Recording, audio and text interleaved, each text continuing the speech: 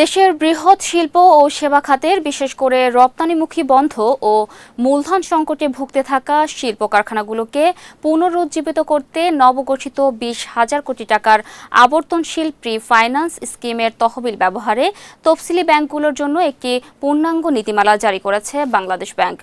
গত মঙ্গলবার কেন্দ্রীয় ব্যাংকের banking regulation and policy department 3 দেশের সব তফসিলি ব্যাংকের ব্যবস্থাপনা পরিচালক এবং প্রধান নির্বাহী কর্মকর্তাদের কাছে এই সংক্রান্ত একটি সার্কুলার পাঠিয়ে কার্যক্রম পরিচালনার বিস্তারিত রূপরেখা জানিয়েছেন।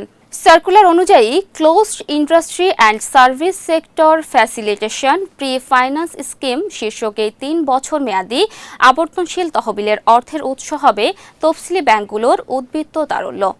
এই স্কিমে অংশ নিতে আগ্রহী ব্যাংকগুলোকে অবশ্যই BRPD 3-এর সঙ্গে একটি অংশগ্রহণ চুক্তি স্বাক্ষর করতে হবে।